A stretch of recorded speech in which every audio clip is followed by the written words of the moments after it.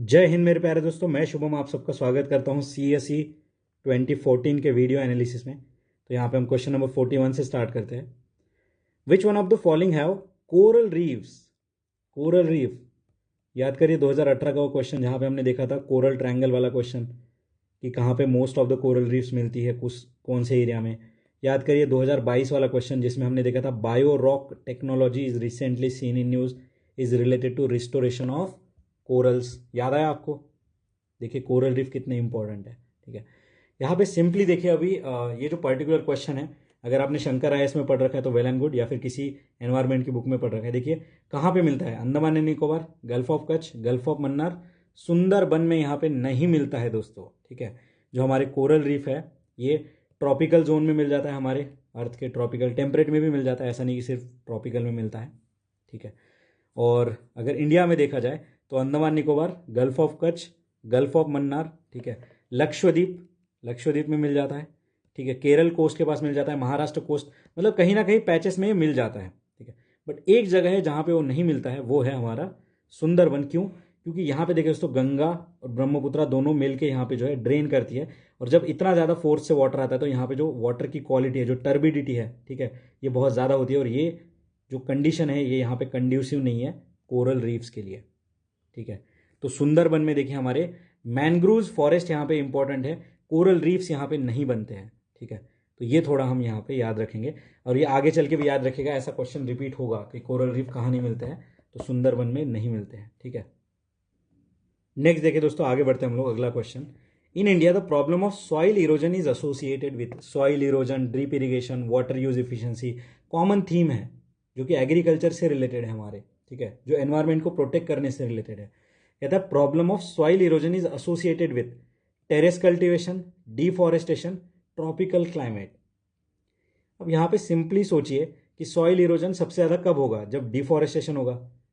ठीक है, अब टेरेस कल्टीवेशन देखिए दोस्तों, ये एक सॉल्यूशन है। टेरेस कल्टीवेशन क्या है, अगर ये हमारा एक माउंटेन है, ठीक है, तो देखिए पूरा स्टीप माउंटेन है, बट टेरेस कल्टीवेशन में क्या होगा, यहाँ पे ऐसे खांचे बना दिए जाएंगे। ठीक है, इस तरीके से खांचे बना दिए जाएंगे, और ये टेरेस बना दिए जाएंगे जिसपे जो है यहाँ पे कल्टीवेशन किया जाएगा, जिससे क्या होगा, जो इरोजन है वो कम हो जाएगा। तो टेरेस कल्टीवेशन हटा दीजिए। फर्स्ट जैसे हट गया, आंसर क्या आ गया, 2 ओनली। और देखिए tropical climate is associated with soil erosion, ये एकदम एब्सर्ड सी बात कह रहा है। ठीक है, ऐसे तो फिर टेम्परेट क्लाइमेट भी सॉइल इरोजन से एसोसिएट हो जाना चाहिए।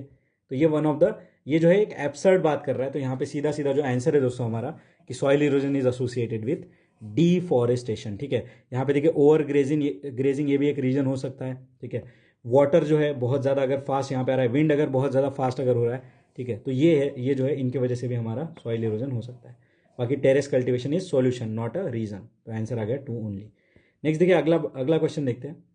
2015 का पेपर मैंने आपको कराया था, वहाँ पर हमने इक्वेटोरियल फॉरेस्ट का, इक्वेटोरियल क्लाइमेट का डिस्क्रिप्शन देखा था कि डे जो है सिमिलर सा होता है, हर रोज़ बारिश होती है, फिर बारिश रुक जाती है, और वहाँ पे 4 ऑप्शन थे, सवाना, ठीक है, मेडिटेरियन, मॉनसून और इक्वेटोरियल। और इन तीनों का मैंने एक्सप्लेनेशन आपको बताया था कि ये जो है फीचर्स इनके अगले क्वेश्चंस में आएंगे। सेम देखिए, seasonal reversal of wind is the characteristics feature of monsoon climate.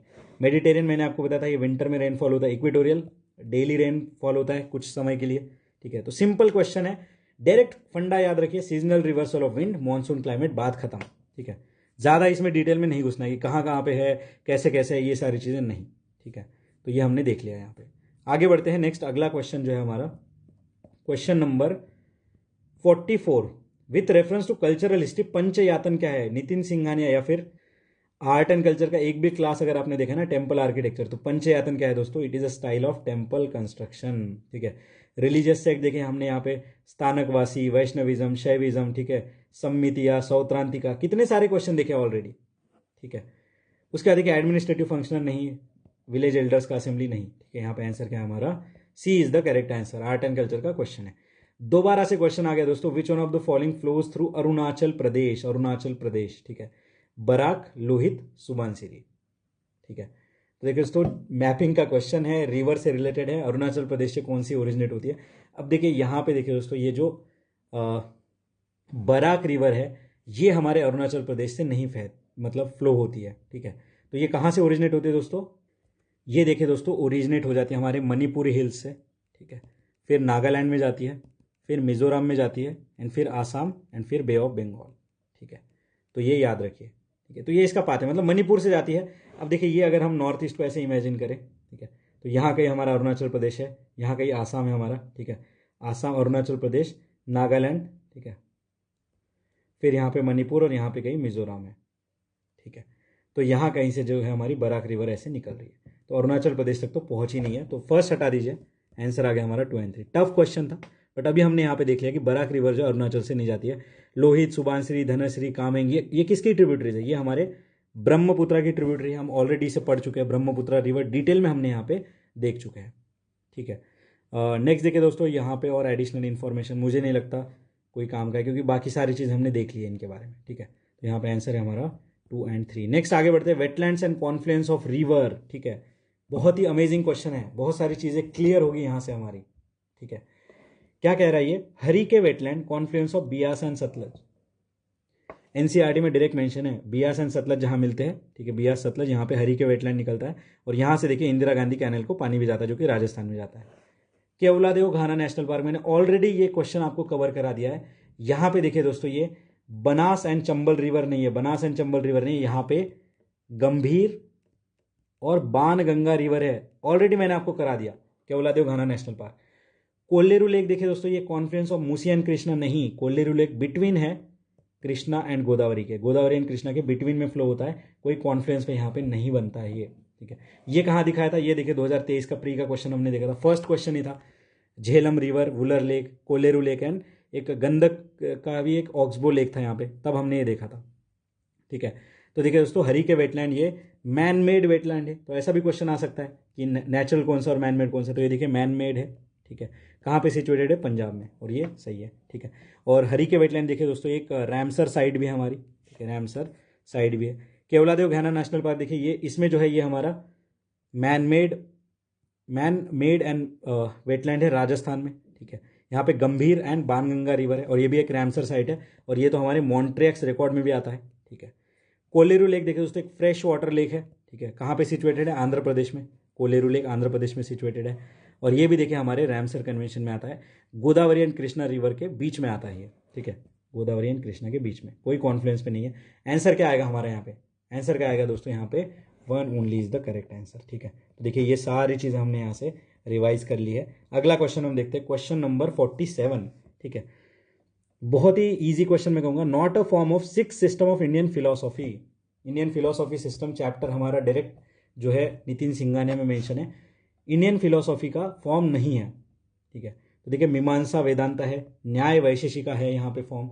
ठीक है, सांख्य एंड योगा है, Lokayata and Kapalika is not a form of 6 system of Indian philosophy. ठीक है, तो यहाँ पे थोड़ा सा अभी देखिए हम यहाँ पे जान लेते हैं इन फिलोसॉफीज़ के बारे में। ठीक है, थोड़ा सा हम जो यहाँ पे जान लेते हैं, ज़्यादा डिटेल में नहीं बताऊंगा कि पूरा पेज भर जाएगा यहाँ पे, नहीं। ठीक है, तो देखिए दोस्तों, सबसे पहले ये जो मीमांसा है, ठीक है, मीमांसा फिलोसॉफी, इसके फाउंडर कौन थे? ये थे जैमिनी। ठीक है, इनके फाउंडर कौन थे? जैमिनी। ये देखिए दोस्तों, कर्मा, ठीक है, कर्मा एंड रिचुअल्स को ज़्यादा जो है प्राइमेसी देते थे। अगर आपको लिबरेट होना है, अल्टीमेट गोल अगर मोक्ष प्राप्त करना है, तो आपको कर्मा या फिर रिचुअल्स को फॉलो करना पड़ेगा। ये मैं कैसे बता रहा हूँ, ये PYQ में आपको दिखेगा एक, कि मीमांसा वाले क्या फॉलो करते थे, तो कर्मा। ठीक है, फिर देखिए वेदांता, वेदांता से रिलेटेड देखिए यहाँ पे आदि शंकराचार्य है, रामानुजाचार्य, तो आदि शंकराचार्य का अद्वैतवाद है, रामानुजाचार्य का विशिष्ट द्वैतवाद है। तो ऐसे बहुत सारे जो है यहाँ पे हमारे फिलोसॉफिकल स्कूल है वेदांता वाले। ठीक है, यहाँ पे वल्लभाचार्य है जो कि शुद्ध द्वैतवाद की बात करते हैं। ठीक है, उसके बाद निम्बार्क है जो कि हमने 2018 के प्री में देखा था।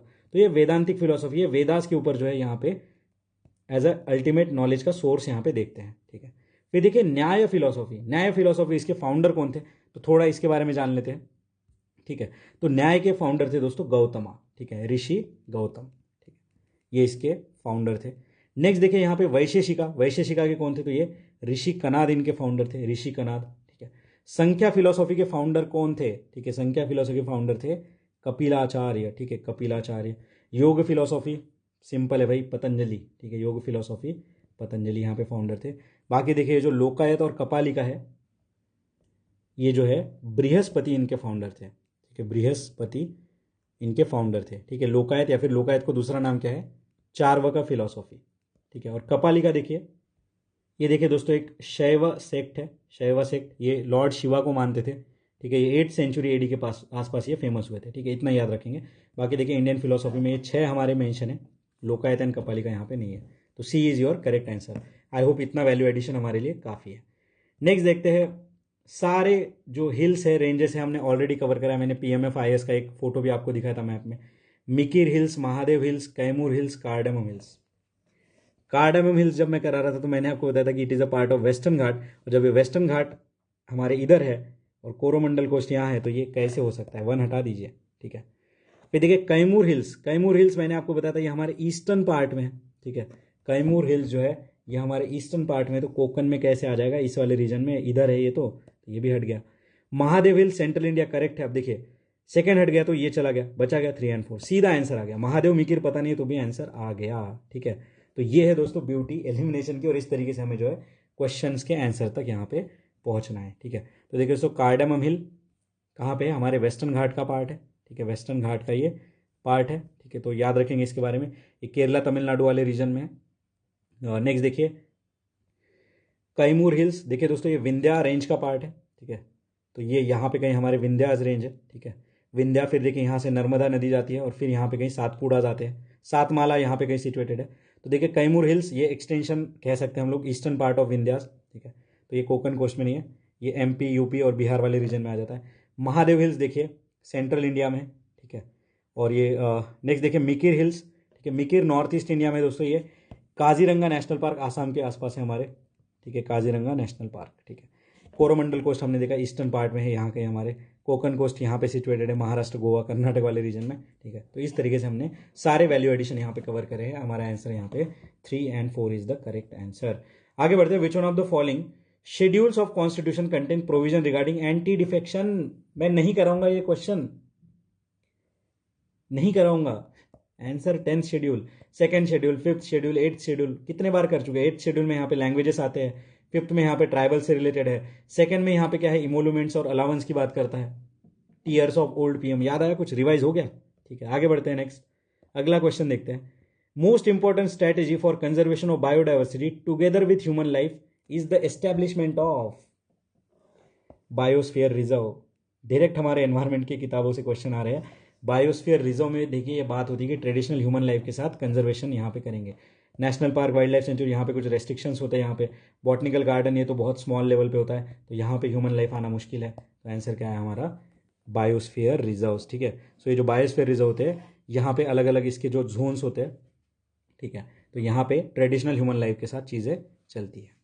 नेक्स्ट आगे बढ़ते हैं, यहाँ पे आंसर है हमारा ए।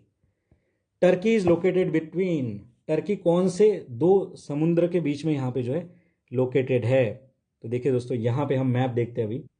तो ये देखिए दोस्तों आपके सामने रहा मैप, ये है टर्की, ठीक है। टर्की की कैपिटल है अंकारा। देखिए यहाँ पे ब्लैक सी ऊपर है, यहाँ पे देखिए सी ऑफ मारमारा है, ठीक है। मैंने आपको ऑलरेडी ये करा रखा है, सी ऑफ मारमारा, सी ऑफ अजो ऊपर था, ठीक है।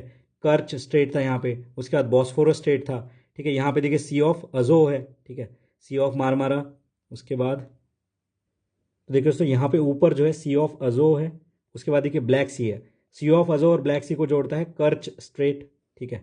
उसके बाद देखिए यहाँ पे सी ऑफ मारमारा है, यहाँ पे सिचुएटेड, देखिए ये हमने देखा सी ऑफ मारमारा, देखिए Black Sea and Sea of Marmara को कनेक्ट करता है बॉस्फोरस स्टेट, और सी ऑफ मारमारा और हमारे एजियन सी यानी कि मेडिटेरियन सी का पार्ट है, इसे कनेक्ट करता है डार्डनल स्टेट। तो KBD, कर्च straight, Bosphorus strait, डार्डनल state, तो थोड़ा याद रखिए। बाकी देखिए यहाँ पे टॉरस माउंटेन्स है, ठीक है। नेक्स्ट देखिए यूफ्रेट्स रिवर है, और हमारा जो क्वेश्चन था वो क्या कह रहा है कि ब्लैक सी एंड मेडिटेरियन सी के बीच में हमारा क्या सिचुएटेड है, टर्की। उसके बाद नेक्स्ट देखिए दोस्तों ऑप्शन में मेंशन है गल्फ ऑफ अकाबा।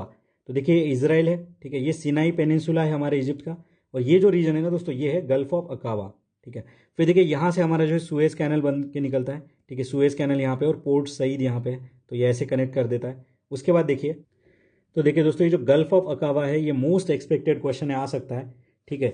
ये देखिए दोस्तों बॉर्डर किस किस के साथ शेयर करता है, इजिप्ट के साथ करता है, ठीक है, सऊदी अरेबिया के साथ करता है, इजराइल के साथ करता है, और जॉर्डन के साथ भी करता है। तो ये याद रखिएगा, ठीक है, कि ये जो है टच करता है Egypt, Israel, Jordan and Saudi Arabia के बॉर्डर्स को, ठीक है। बाकी डेड सी देखिए दोस्तों ये हमारे इजराइल के पास है, ठीक है, डेड सी इजराइल के पास लोकेटेड है। उसके बाद नेक्स्ट यहाँ पे गल्फ ऑफ सुएज ऑलरेडी हमने देख लिया, ब्लैक सी हमने बहुत बार कवर कर लिया, मेडिटेरियन सी भी देख लिया। यहाँ पे आंसर क्या है हमारा दोस्तों, यहाँ पे कैप्सियन सी, ये भी हमने देखा था। तारिक, इसके जो बॉर्डरिंग कंट्रीज थे याद करिए, ठीक है। तो हमारा जो आंसर है वो है B, Black Sea and Mediterranean Sea. यहाँ पे जो मोस्ट इंपॉर्टेंट ऑप्शन है वो है गल्फ ऑफ अकाबा, जो कि मिस कर देते हैं हम जब भी हम मैपिंग या ये सब चीज़ें पढ़ते हैं। रेड सी के पास है दोस्तों, ठीक है, रेड सी के पास है गल्फ ऑफ अकाबा। आगे बढ़ते हैं next. What is the correct sequence of occurrence of following city in South East Asia if one proceed from south to north, ठीक है, साउथ टू नॉर्थ हमें जाना है। Singapore, Jakarta, Hanoi, Bangkok. Bangkok देखिए Thailand में है, Hanoi कहाँ पे, वियतनाम में है, जकार्ता हमारे इंडोनेशिया में है, और सिंगापुर देखिए सिंगापुर में, ठीक है। अब देखिए दोस्तों यहाँ पे हम सबसे पहले ऑप्शंस देखते हैं, ऑप्शंस क्या कह रहे हैं। यहाँ पे हमें साउथ टू नॉर्थ जाना है। जब ऐसे क्वेश्चन आ जाए तो पहले समझना है कि ऑप्शन क्या कह रहे हैं, 4 3 3 4, मतलब या तो 3 लास्ट में है या तो 4 लास्ट में है, ठीक है, या तो 3 लास्ट में या तो 4 लास्ट में। और यहाँ पे देखिए दोस्तों, अगर हम साउथ ईस्ट एशिया को इमेजिन करें तो ऐसे देखिए हमारे इंडोनेशिया के आइलैंड्स है, ठीक है। यहाँ से देखिए हमारा जो म्यांमार वाला रीजन है वो आ जाता है। यहाँ पे देखिए म्यांमार है, फिर उसके बाद थाईलैंड है, ठीक है, यहाँ पे लाओस है, यहाँ पे वियतनाम है, ठीक है, यहाँ पे कहीं कंबोडिया सिचुएटेड है। इस तरीके से ये साउथ ईस्ट एशिया के 5 देश हमारे आ जाएंगे। और यहाँ कहीं पे देखिए दोस्तों सिंगापुर, यहाँ पे एक आइलैंड नेशन सिचुएटेड है। मतलब ये जो इंडोनेशिया के जो बड़े बड़े आइलैंड है इनके ऊपर हमारा सिंगापुर सिचुएटेड है, इतना मुझे याद आ रहा है, एग्जैक्ट नहीं पता, बट जकार्ता के ऊपर है। अगर जकार्ता के ऊपर है तो थर्ड देखिए, थर्ड से कौन सा स्टार्ट हो रहा है, 3 2 4 1, एंड उसके बाद क्या है यहाँ पे 3 4 1 2, ठीक है। मतलब जकार्ता से हमने स्टार्ट किया और हमें पता है कि जकार्ता के बाद हमारा सिंगापुर है, ठीक है, क्योंकि बैंकॉक देखिए थाईलैंड, सिंगापुर के ऊपर थाईलैंड है, ठीक है, और थाईलैंड और उसके बाद यहाँ पे जो है हैनोई, एक यहाँ पे जो शहर आ चुका है, ठीक है।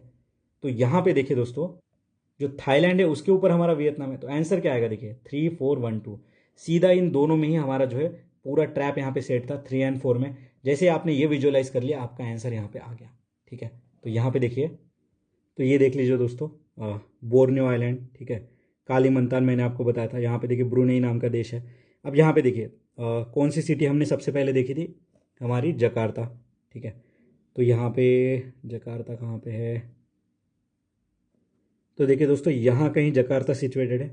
देखिए यहाँ पे सिंगापुर, उसके बाद यहाँ पे देखिए थाईलैंड, बैंकॉक, और यहाँ पे जाएगा हमारा हैनोई, ठीक है। तो ये मैप थोड़ा आप ऑब्जर्व कर लीजिए। यहाँ पे देखिए फिलीपींस, फिलीपींस का देखिए यहाँ पे लुजोन आइलैंड, ये हमें एक बार क्वेश्चन में देखने को मिला था, ठीक है, लुजोन आइलैंड फिलीपींस। फिर देखिए बोर्नियो, इसके बारे में हमने डिटेल में देखा था, ठीक है। उसके बाद यहाँ पे आराफुरा सी, बांडा सी, फ्लोरेस सी, जावा सी, ठीक है। तो ये थोड़ा याद रखिए। मिंडनाओ, ये वाला देखिए हमारे 2016 या 17 के PYQ में आया था, मिंडनाओ फिलीपींस का है ये, ठीक है। तो ये थोड़ी चीज़ें याद रखेंगे। नेक्स्ट आगे बढ़ते हैं।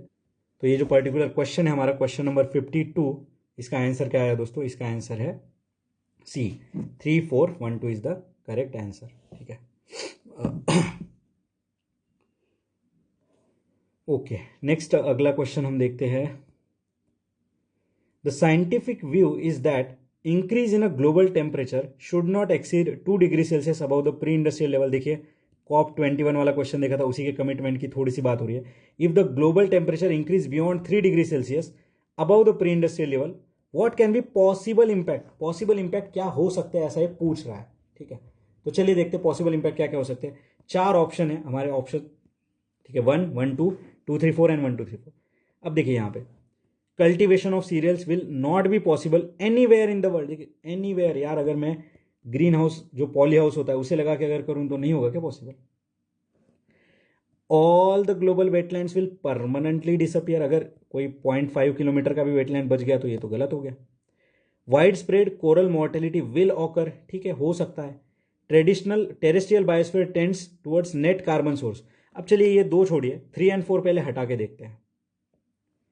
ये गया, बचा क्या 1 एंड 2, और दोनों देखिए 1 एंड 2 एकदम नॉर्मल सी बात कह रहा है कि terrestrial biosphere tends to become a net carbon source and wide spread coral mortality will happen. तो यहाँ पे आंसर क्या आएगा दोस्तों, 1 एंड 2 में देखिए 1 तो कॉमन है, मतलब ये तो आ गया, और ये भी एक नॉर्मल सा बात कह रहा है कि हाँ वाइड स्प्रेड कोरल मॉर्टेलिटी यहाँ पे होगी, ठीक है। तो यहाँ पे जो है पूरी तरीके से कुछ खत्म नहीं हुआ, थोड़ा सा तो कुछ तो रहेगा यहाँ पे। नेक्स्ट देखिए दोस्तों, आई होप ये क्वेश्चन आपको समझ आ चुका होगा। तो ये ऐसे क्वेश्चन है, ये हमारे अंडरस्टैंडिंग और जो हमारा कॉमन सेंस है इस बेसिस पे सॉल्व हो जाएगा। नेक्स्ट देखिए फैक्चुअल क्वेश्चन है, अगर पता है तो पता है, नहीं तो नहीं, बट अभी हम इसे पता कर लेंगे। क्या कह रहा है, जो नेशनल मोटो है सत्यमेव जयते, ये जो हमारे एमलम में लिखा हुआ है, ये कहाँ से लिया है? ठीक है, तो ये लिया है दोस्तों हमारे मुंडको उपनिषद से लिया है सत्यमेव जयते। इसका इंग्लिश में अगर देखेंगे तो ट्रूथ अलोन ट्रेम्स। ठीक है, तो ये है मुंडको उपनिषद से हमने लिया है। नेक्स्ट देखिए दोस्तों यहाँ पे, उसके बाद देखिए दोस्तों ये जो बाकी यहाँ पे जो है ना, इनके बारे में मैंने सर्च किया, बट इतना कोई इंपॉर्टेंट मुझे कंटेक्स्ट नहीं मिला। बाकी तो इनके ऊपर पूरे विकिपीडिया के पेज भरे हुए, बट ऐसा कोई एग्जाम ओरिएंटेड चीज़ मुझे यहाँ पे नहीं मिली। ओके, नेक्स्ट देखिए अगला क्वेश्चन हम देखते हैं। In the constitution of India promotion of international peace and security is included in, कहाँ पे इंक्लूडेड है? तो ये देखिए दोस्तों आर्टिकल 51 जो है हमारा, ठीक है, आर्टिकल 51 डीपीएसपी में ये चीज़ मेंशन है। तो देखिए मैंने आपको ऑलरेडी बताया था फंडामेंटल राइट, डीपीएसपी, ठीक है, उसके बाद प्रीएम्बल, फंडामेंटल ड्यूटी, बहुत इंपॉर्टेंट है। तो आर्टिकल 51 में ये चीज़ लिखी हुई है इंटरनेशनल पीस एंड सिक्योरिटी के बारे में। उसके बाद नेक्स्ट देखिए दोस्तों अगला क्वेश्चन है इंटीग्रेटेड वाटरशेड डेवलपमेंट प्रोग्राम। देखिए हमने नेशनल वाटरशेड डेवलपमेंट प्रोग्राम देखा था, उसकी मिनिस्ट्री क्या थी? Ministry of agriculture. अब यहाँ पे देखिए benefit of implementation of integrated watershed development programme. ठीक है, कह रहा है रीजनरेशन ऑफ नेचुरल वेजिटेशन। ठीक है भाई, वाटरशेड डेवलपमेंट करोगे, वाटर कंजर्वेशन करोगे तो नेचुरल वेजिटेशन रीजनरेट होगा। रेन वाटर हार्वेस्टिंग, ये तो इसका क्रूशियल कंपोनेंट ही होता है। Prevention of soil run of, सही बात है। Linking of the countries perennial river with, जो हमारा सीजनल रिवर है, देखिए कितनी इम्प्रैक्टिकल बात कर दी। पूरी रिवर को यहाँ पे तुम लिंक कर दोगे, perennial river and seasonal river को। पेरेनियल रिवर यानी जो गंगा रिवर है हमारी, ब्रह्मपुत्र पेरेनियल है। सीजनल यानी गोदावरी, कृष्णा, कावेरी, क्या इनको लिंक कर दोगे तुम? और कोई स्पेसिफिक बात यहाँ पे नहीं मेंशन है। यहाँ पे देखिए सॉइल रन ऑफ स्पेसिफिक बात है, रेन वाटर हार्वेस्टिंग स्पेसिफिक बात है, नेचुरल वेजिटेशन रीजनरेशन की बात कह रहा है। तो सीधा देखिए यहाँ पे सेकंड हटाओ, मैंने आपको बताया था सेकंड ग्रीन रिवॉल्यूशन ले आएंगे, या फिर लिंक कर देंगे साउथ एंड नॉर्थ की सारी रिवर्स को। ठीक है, ये सारे जो है डे ड्रीम टाइप के ऑप्शंस होते हैं। यहाँ पे हमारा आंसर आएगा दोस्तों 134। ये जो इंटीग्रेटेड वाटरशेड डेवलपमेंट प्रोग्राम है दोस्तों, ये मिनिस्ट्री ऑफ रूरल डेवलपमेंट के अंदर है। हमने नेशनल वाटरशेड डेवलपमेंट प्रोग्राम देखा था मिनिस्ट्री ऑफ एग्रीकल्चर वाला। ठीक है, याद करिए। तो देखिए दोस्तों यहाँ पे आंसर क्या आएगा हमारा 1, 3 एंड 4। और इसकी मिनिस्ट्री कौन सी है? यह है मिनिस्ट्री ऑफ रूरल डेवलपमेंट के अंदर डिपार्टमेंट ऑफ लैंड रिसोर्स। ठीक है, डिपार्टमेंट ऑफ लैंड रिसोर्स। और देखिए मिनिस्ट्री ऑफ रूरल डेवलपमेंट के अंदर हमने ऑलरेडी उस क्वेश्चन में देखा था desert development programme, drought prone area development programme, ठीक है, और इंटीग्रेटेड वाटरशेड डेवलपमेंट प्रोग्राम। तो ये तीनों हमारे मिनिस्ट्री ऑफ रूरल डेवलपमेंट से ही रिलेटेड है। नेक्स्ट आगे बढ़ते हैं, अगला क्वेश्चन हम देखते हैं, क्वेश्चन नंबर 57। ठीक है, क्वेश्चन नंबर 57 देखते हैं। Which among the following is associated with planning in India. ठीक है, प्लानिंग से कौन सा यहां पे एसोसिएटेड है पूछ रहा है। फाइनेंस कमीशन, देखिए ये सीधा सीधा हमारे रेकमेंड करता है फंड से रिलेटेड। फाइनेंस कमीशन के ऊपर हमने मल्टीपल क्वेश्चन देखे, अंडर आर्टिकल 280 बनता है। नेट प्रोसीड ऑफ टैक्स कैसे जाना चाहिए, हॉर्टिकल एंड वर्टिकल डिस्ट्रीब्यूशन में ये बताता है, तो ये तो हट गया। नेशनल डेवलपमेंट काउंसिल, ये तो करता है ये प्लानिंग से related. Union ministry of rural development, union ministry of urban development and parliament. ठीक है, अब यहां पे देखिए दोस्तों, जब इन तीनों के बारे में हम देखते हैं तो इन तीनों में से पार्लियामेंट देखिए दोस्तों, ये प्लानिंग से रिलेटेड यहाँ पे इंपॉर्टेंट कंपोनेंट प्ले करती है। ये जो मिनिस्ट्रीज है दोस्तों, ठीक है, ये जो क्वेश्चन नंबर 57 में मिनिस्ट्रीज की यहाँ पे बात कर रखी है, ये इंप्लीमेंट करती है प्लानिंग, जो प्लान है उसे इंप्लीमेंट करने का काम करती है, ना कि प्लानिंग से एसोसिएटेड है। ठीक है, ये इंप्लीमेंटेशन का मेन वर्क है। और देखिए यहाँ पे ये क्वेश्चन थोड़ा डाउटफुल कैटेगरी का, हमें लग सकता है कि हाँ ये भी जो है यहाँ पे एसोसिएटेड तो है, तो इस कंफ्यूजन को दूर किया था ऑफिशियल आंसर की नहीं। ठीक है, तो ये बहुत ज़्यादा डाउट था बिफोर ऑफिशियल आंसर की, बट यहाँ पे जो आंसर आया है दोस्तों वो है 2 एंड 5। और आगे चल के अगर ऐसा कोई क्वेश्चन आता है तो ministries are not associated with planning, क्योंकि यूपीएससी ने हमें पहले बता दिया। फाइनेंस कमीशन हमने हटा दिया था। NDC and parliament is your option here. तो 2 एंड 5 हमारा देखिए यहाँ पे आंसर आएगा। नेक्स्ट देखिए दोस्तों, अगला क्वेश्चन है हमारा पॉलिटी से रिलेटेड है। Which one of the following function of cabinet secretariat. देखिए कैबिनेट सेक्रेटरीट। थर्ड क्या कहता है, allocation of financial resources to ministry. ये कब से कैबिनेट सेक्रेटरीट करने लग गया? ये तो बजट में मिनिस्ट्री ऑफ फाइनेंस डिसाइड करेगा कि किसको कितना पैसा मिलेगा। Secretariat assistance to cabinet committee, preparation of agenda of cabinet meeting. तो यहां पे देखिए दोस्तों, allocation of fund, NITI Aayog को भी इसी के साथ जोड़ देंगे तो गलत हो जाएगा। फाइनेंस कमीशन को भी अलोकेशन ऑफ फंड से रिलेटेड वो बस यहाँ पे रिकमेंडेशन देता है। ठीक है दोस्तों, यहाँ पे फाइनेंस कमीशन भी रिकमेंडेशन देता है, बट जो अलोकेशन का मेन काम है वो बजट के थ्रू मिनिस्ट्री ऑफ फाइनेंस ही करता है। तो थर्ड हटाइए और आंसर आ गया हमारा यहाँ पे 1 एंड 2। देखिए दोस्तों, कैबिनेट सेक्रेटरी जो है ये एडमिनिस्ट्रेशन देखते हैं हमारे गवर्नमेंट से रिलेटेड, जो कैबिनेट कमिटीज हैं इनसे रिलेटेड। और ये जो कैबिनेट सेक्रेटरी होते हैं ये एक्स ऑफिशियो चेयरमैन किसके होते हैं? सिविल सर्विस बोर्ड के। याद रखिएगा, क्वेश्चन आ चुका है और हमने देख भी रखा है 2015 या 16 के प्रीलिम्स में। ठीक है, नेक्स्ट देखिए यहाँ पे अगला क्वेश्चन हम देखते हैं। और यहाँ पे देखिए, अगर पर्टिकुलरली मिनिस्ट्री ऑफ फाइनेंस का अगर हम डिपार्टमेंट देखना चाहें तो वो है डिपार्टमेंट ऑफ एक्सपेंडिचर, जो कि इससे रिलेटेड काम देखता है। बाकी देखिए, डिपार्टमेंट ऑफ इकोनॉमिक अफेयर, ये जो है इकोनॉमिक सर्वे एंड बजट यहाँ पे जो है बनाता है, ये हमने ऑलरेडी देखा है, ठीक है, बजट बनाता है। और जो यहाँ पे अलोकेशन ऑफ रिसोर्स का काम कौन करता है, वो है डिपार्टमेंट ऑफ एक्सपेंडिचर, जो कि है मिनिस्ट्री ऑफ फाइनेंस के अंदर। तो देखिए, डिपार्टमेंट जो है बहुत इंपॉर्टेंट है हमारे मिनिस्ट्री ऑफ फाइनेंस के। तो ये चीजें हमने यहाँ से देख ली। 1 and 2 is your correct answer here. Next देखिए, अगला क्वेश्चन देखते हैं। Constitutional government is one. तो देखिए दोस्तों, कॉन्स्टिट्यूशनल गवर्नमेंट कितने बार रिपीट हो चुका है। It is a limited government, जो कि लिमिट करता है ऑथोरिटी ऑफ स्टेट को। ये हमने ऑलरेडी कवर कर रखा है 2023 के पीवाईक्यू में, 2021 वाले पीवाईक्यू में, 2020 वाले पीवाईक्यू में। सेकंड स्टेटमेंट क्या कह रहा है, place effective restriction on state in interest of individual liberty. Place effective restriction on individual liberty in the interest of state. देखिए 1 and 2 तो साथ में यहां पे जा ही नहीं सकते। अगर 1 सही है तो 2 गलत होगा, 2 सही है तो 1 गलत होगा। और यहां पे हमें पता है कि कॉन्स्टिट्यूशनल गवर्नमेंट लिमिट करता है ऑथोरिटी ऑफ स्टेट। तो यहां पे सेकंड सही है, फर्स्ट गलत है। आंसर क्या आ गया हमारा, 2 ओनली इज द करेक्ट। ठीक है, तो देखिए दोस्तों, 2 only is your correct answer. Next देखिए, अगला क्वेश्चन देखते हैं। डिस्क्रिशनरी पावर ऑफ गवर्नर से रिलेटेड है। 4 स्टेटमेंट है यहाँ पे, ऑप्शन देख लेते हैं। चलो 1 2 1 3 2 3 4 1 2 3 4। अब डिस्क्रिशनरी पावर है यहाँ पे। Making the rules to conduct the business of the state government. क्या कह रहा है, making the rules to conduct the business of state government. Next देखिए यहां पे क्या कह रहा है, reserving the certain bill pass by state legislature for consideration of president of India. ठीक है, डिस्क्रिशनरी पावर है, मैंडेटरी नहीं। ठीक है, appointing the minister, sending a report to president of India, imposing the president rule. तो यहां पे देखिए दोस्तों, इन चारों में सबसे पहले सोचिए कि गलत कौन सा है। डिस्क्रिशनरी यानी कि वो अपना खुद का यहां पे पावर है, उसमें कोई भी यहां पे इंटरफेयर नहीं करेगा। तो देखिए दोस्तों, अपॉइंटमेंट ऑफ मिनिस्टर, देखिए इसमें डिस्क्रिशनरी पावर नहीं है। यहां पे सीएम बताएंगे कि किसे अपॉइंट करना है, गवर्नर बस यहां पे अपॉइंट करेंगे सीएम एंड मिनिस्टर को। ठीक है, तो यहां पे अपॉइंटमेंट ऑफ मिनिस्टर जो है, it is not a discretionary power. Under article 164 क्या कहता है कि सीएम रेकमेंड करेंगे कि इसे अपॉइंट करो मिनिस्टर, फिर गवर्नर यहां पे अपॉइंट करेंगे। तो सेकंड हटा के देखते हैं। चलिए सेकंड हटाया, आंसर आ गया हमारा 1 and 3। मतलब जो फर्स्ट ऑप्शन है, sending the report to president for imposing president rule, जो कि आर्टिकल 356 में लिखा हुआ है, ये डिस्क्रिशनरी पावर है। रिजर्वेशन ऑफ सर्टन बिल, देखिए ये एक डिस्क्रिशनरी पावर है, यहां पे गवर्नर विथहोल्ड कर सकता है उस बिल को। Making the rule to conduct the business, it is not a discretionary power. ऐसा देखिए क्वेश्चन हमने कहा देखा था 2019 के प्री में, 2018-19 के प्री में, कि गवर्नर की पावर क्या है, making the rules to conduct the business of state government. ऐसे देखिए प्रेसिडेंट ऑफ इंडिया की भी पावर है to make the rules related to central government's business. तो देखिए दोस्तों, यहाँ पे इस क्वेश्चन का हमारा आंसर आ गया 1 and 3। बाकी अब नेक्स्ट क्वेश्चन हम अगले वीडियो में देखेंगे। तब तक के लिए पढ़ते रहिए, मुस्कुराते रहिए। मिलते हैं ब्रेक के बाद। धन्यवाद।